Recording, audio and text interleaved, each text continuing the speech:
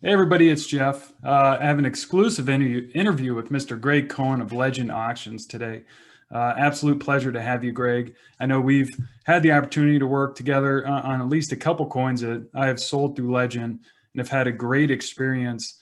And I felt like Legend, being a niche auction house, maybe doesn't get enough press. And that's really why I wanted to interview today, to give especially my viewers a chance to understand where Legend fits into the auction kind of world within coins, and maybe a little bit of the behind the scenes. But before we get into that, I'm curious. It's a popular question. I always love hearing everyone else's story. How'd you get in, or at least interested in coins, and maybe how'd you get to where you are today at Legend? Okay, so going back to my childhood, when I was 7, I was hanging out with my grandfather, and he had a hardware store in the Bronx in New York. And he would just every day go through the cash register, and if there was something interesting, he would take it home with him.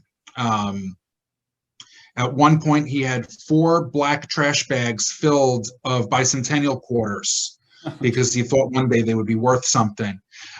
So that in that little bit, kind of sparked an interest. I started collecting casually as a kid. Became a little bit more serious when I was in high school. I had a part-time job after school, so I'd take my money and I would go and buy coins. And when I was in college, I started working part-time on like a freelance basis for a few dealers, helping them out at coin shows and taking care of grading submissions and things like that for them, the kind of mundane things that sometimes dealers have to do, and got some experience there. And when I graduated, I was planning on being a high school social studies teacher, and I did not like the student teaching experience. So after graduation, I said, you know what? I'm going to try and go into coins. And I ended up getting a position at RM Smythe and Company, which later on merged with Spink out of London. After that, I left them and I went to go work for Stax and then Stax Bowers. And then at the end of 2015, I was offered a position here at Legend, and I came right on board because I thought it was a really cool niche that Legend has in the marketplace. And I've been here since, and senior numismatist, head cataloger, and Yeah, that's where we are now. very interesting. We'll get into your role in a second, but it sounds like Sure. maybe you were coming into coins during the whole state quarter boom. I was, I mean, I got really into it because my grandma always had a huge box of old pennies. And so I would always fill Hmm. out the penny boards, the old Indian cents. Yep. But I kind of took a step away during really from 95 to 2010.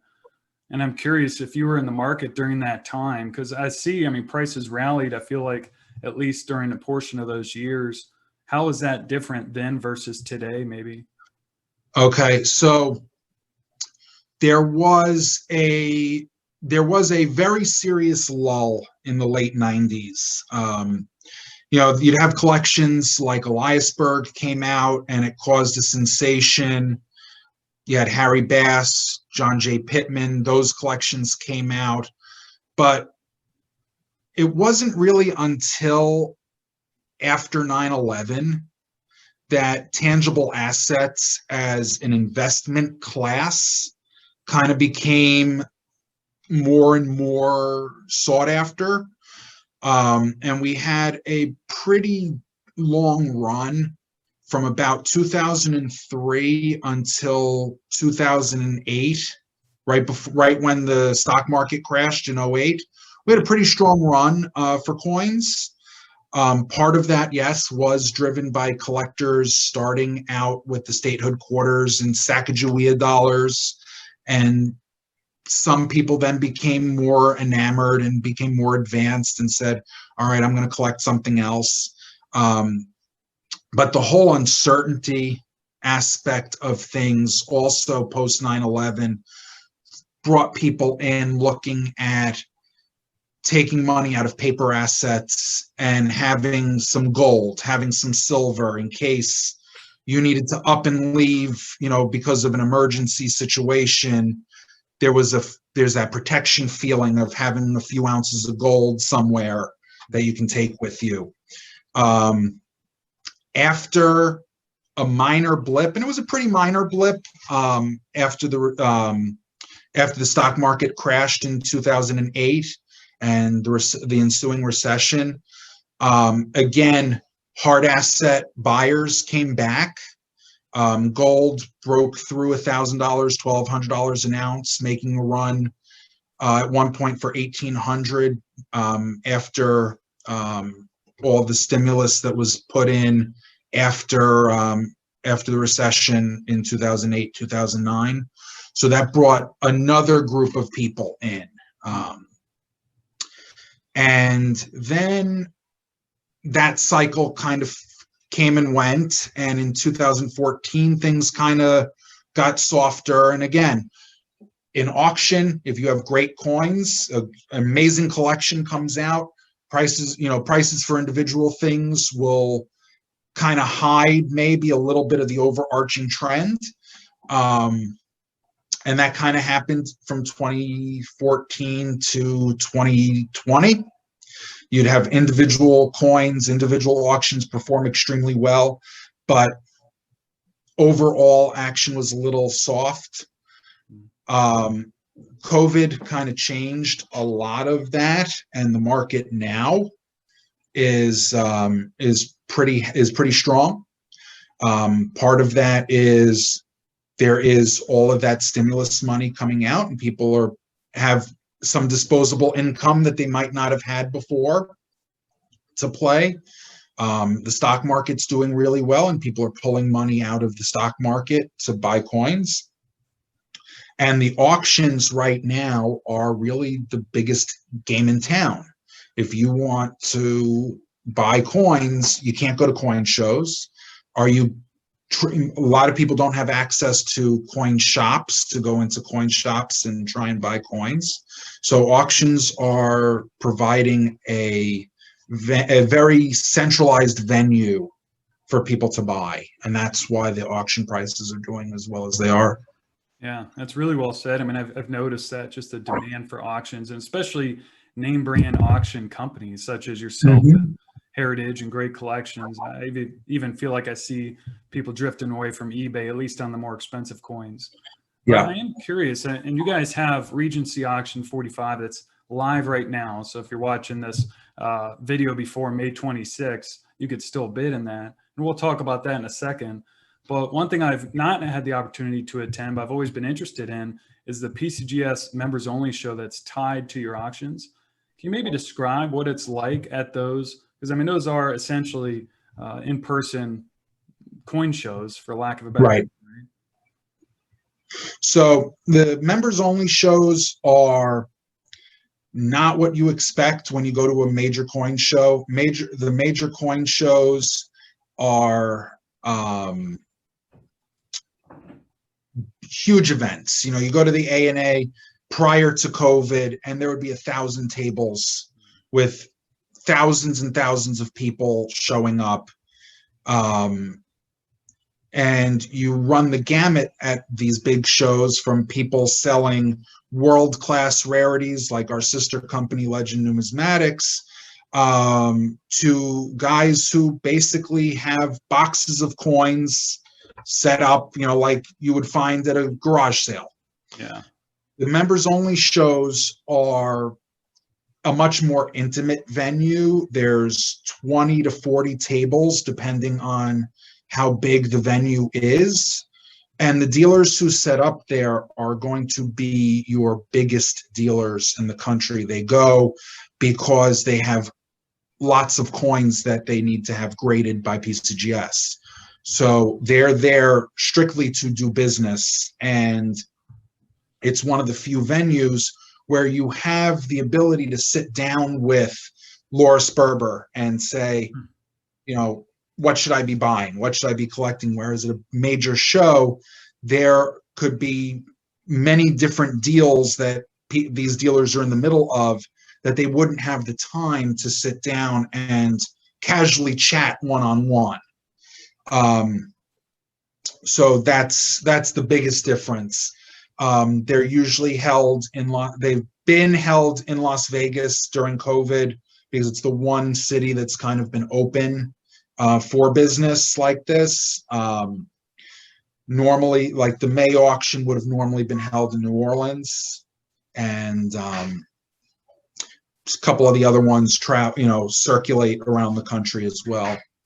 Yeah, that's a really good point on the intimate nature and the ability to actually talk to people. And I feel like that's maybe one thing that people have taken for granted during this whole COVID thing. I mean, you guys make it so easy to bid online that it's easy just to stay at home. And there's a cost savings element of that as well, and convenience nature. But maybe you don't make every PCGS members only show, but that sounds extremely valuable, especially for the more advanced collector to be able to attend.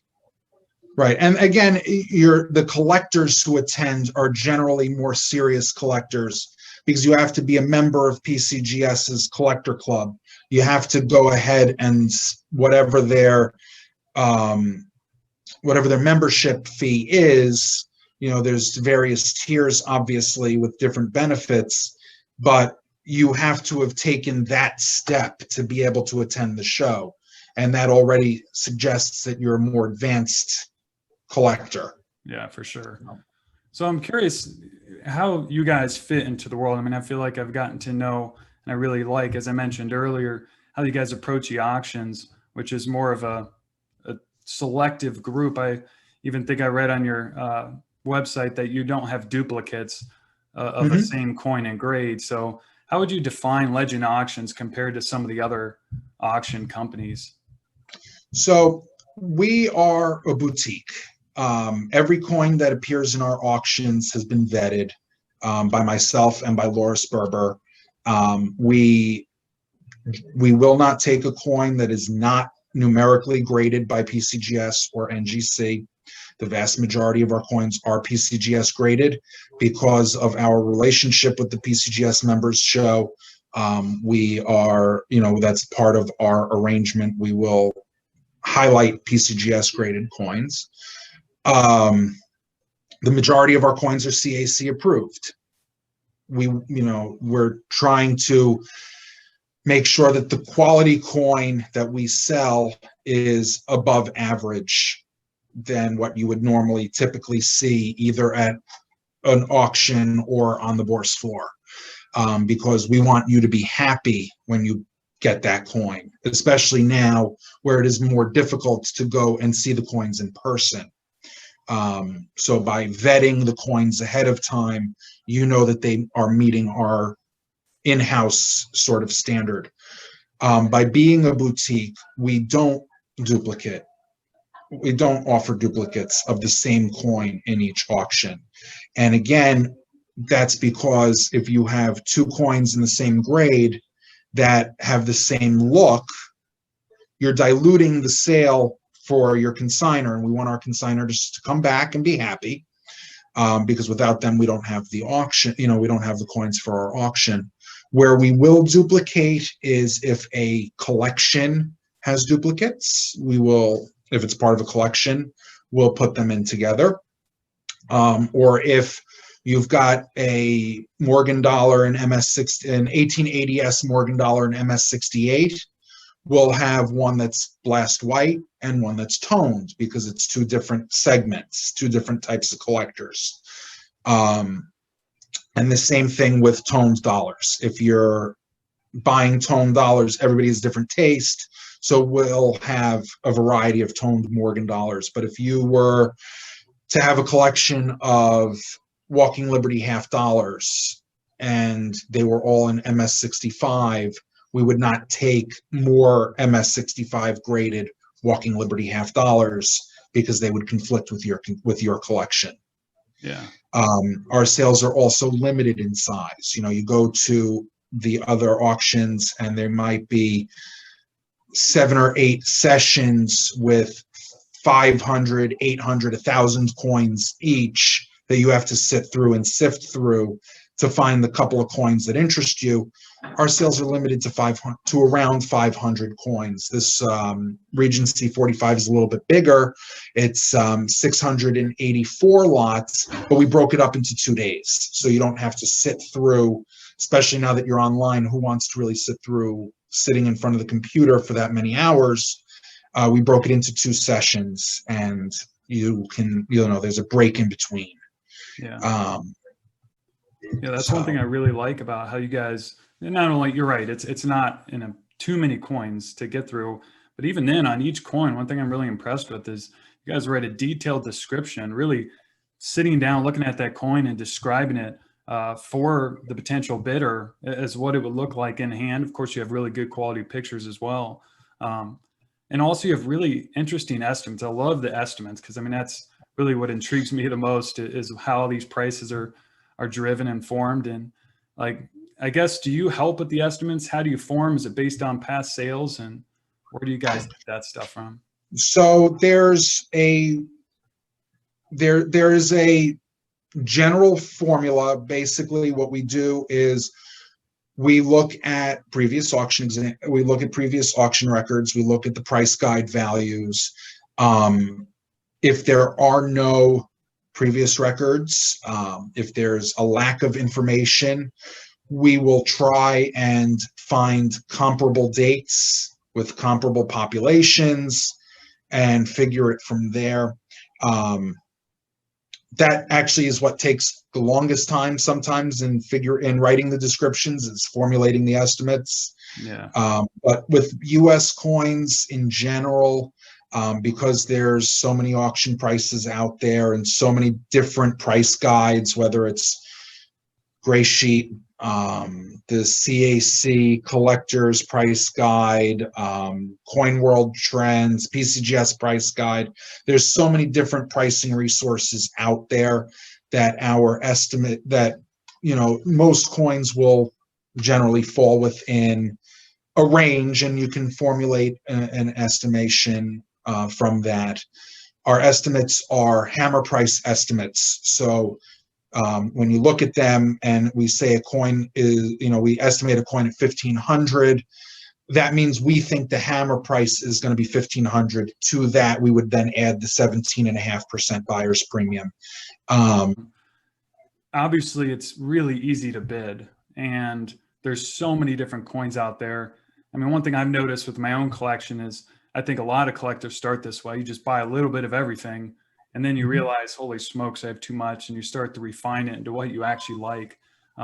What advice would you give to a collector, whether they're new or intermediate or even advanced, just in general, things you've seen work and maybe not work? What advice would you give in terms of building a collection? Well, one of the things that I love about numismatics is that there is no one concrete right or wrong answer. Collecting to me is extremely personal, and it's something that if you're going to stick with it long term, you can't necessarily just set an arbitrary goal and say, we're going to complete a collection of this series and fill in the blank, whatever series it is. And, I'll give you an example. I have a client who has a beautiful set of coins. I'm not going to say what it is, but he's got a beautiful set of coins, missing a few. And he emailed me last night and he said, let me ask you a question. Do I fill the holes with coins that don't match what I already have? His collection is toned and they're proof. So there's certain dates that come gorgeous. There's certain dates that don't. Yeah. So he asked me, should I fill the holes with coins that don't necessarily match the overall look of the other coins? And I told him that if it was my collection, I would leave the holes blank and stick with the coins that match. Why would you would, when you sell the collection, you're going to, it will be very obvious that you couldn't find those certain coins that match the look. So setting an arbitrary goal of completing a series, some people love that idea because, you know, you play on the PC, you play on a registry set and you try and rank with other collectors, and that works for some people. About 15 years ago, a bunch of dealers kind of came up with the concept of a box of 20. If your viewers don't know, when you get your coins back from PCGS, no matter how many coins you've submitted, they ship them back in a box that has 20 slots. So there are collectors who have formulated what is known as a box of 20 collection, where they go and they buy coins, whatever their criteria is, and they fill the box of 20. And if they find a coin they like better for that box of 20, well, then they pull a coin they like less and they sell it. And then this way the collection is really never complete, and it's just constantly evolving. There's a lot of people who like that.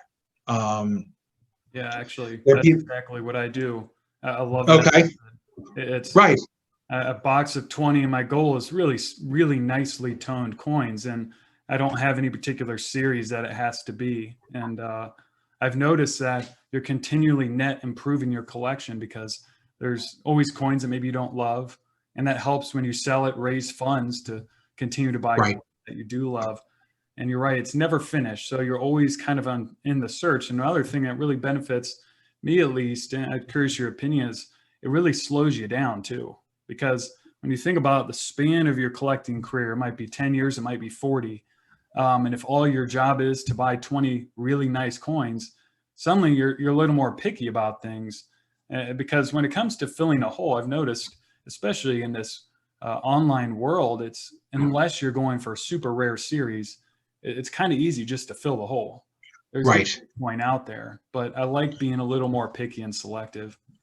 Right. I mean, that's one of the things I always thought about when people ask me, well, what should I collect? And I say to them, well, what is your goal at the end of the day? If you're looking for something that you can do in a matter of days or weeks, build a Morgan dollar set. You know, you can go and within a month, between auctions and dealer websites, you could probably complete a Morgan dollar collection. Yep. Are you going to be happy laying all the coins out together with the end result? Maybe, maybe not. But that's one of the things that you learn as you go along in your collecting is you learn what you like. When I was just starting out as a collector, when I was a kid, I didn't know what I liked. I knew I had $20 to spend or $50 to spend. What can I buy for $20 or $50? Without realizing, you know what, if I saved that $20 this week and I waited a month and added the 50 together, now I have 70, I could buy a better coin. Yeah. So, and when you're a beginner, one of the things that it's one of those numismatic cliches, you know, buy the book before you buy the coin. I don't necessarily think, you know, especially if you don't know what you're going to collect, that you should just go out willy-nilly and spend thousands of dollars on books that you're not going to use. But my advice would be to peruse auction sites and read descriptions and learn about some of the coin series, and then narrow it down from there. If you're looking at collecting Walking Liberty half dollars, say, learn as much about the series as you can. It's a series that's full of nuances. Yeah. Different dates come better struck than others.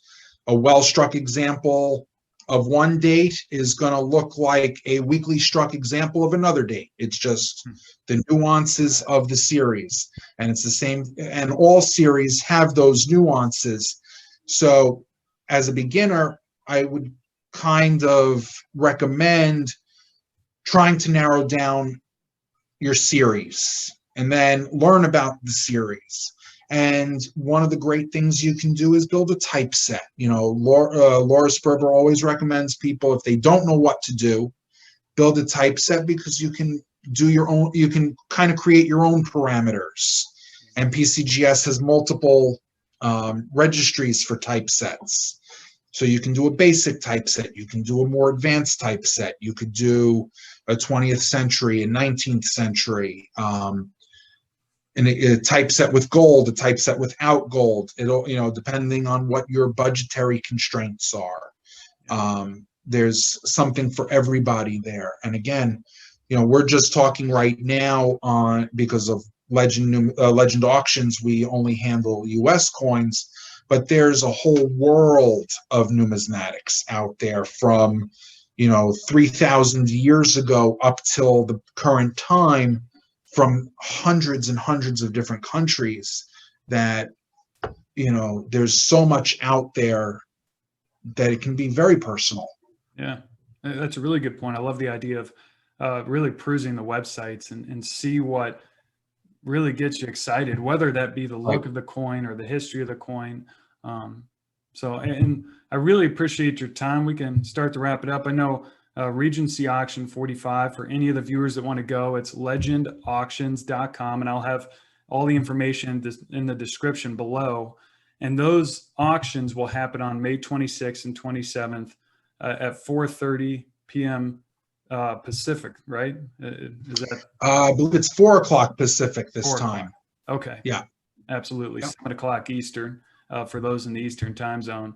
And then if somebody is interested in consigning coins, that maybe give a quick description of what caliber of coins you're looking for and how they can reach out to you guys. Okay. So the consignment process is really easy. You give us a call. Our office number is 732-935-1168. You can speak with me, or you can speak with Jessica Berkman, who's one of our auction consignment coordinators. She will work with you from the moment you call us until you get paid. We have guidelines that we work with. There's minimum total consignment value is $15,000 with an average lot value of $2,500, and we really don't like anything under 1,000. So we work within those parameters. Now, obviously, if you have a spectacularly toned MS-65 common date Morgan dollar that has a book value of $150, but could be a $3,000 or $4,000 coin, obviously we would take that. Yeah. Every coin is judged on its individual merits. And if you've got a spectacular individual coin worth $5,000, say, we would obviously take that. We work with guidelines. They're not set in stone. And that's the process. You start with a phone call, or you email us at info@legendauctions.com, and one of us will get back to you, and we work that way. Very, very easy, very streamlined process. Awesome. Thank you very much for your time, Greg. Thanks, Jeff. It's certainly been an honor. It's been good talking to you. And again, great talking to you too. Thank you. All the information for the viewers will be in the description below. So that's all we have. All right.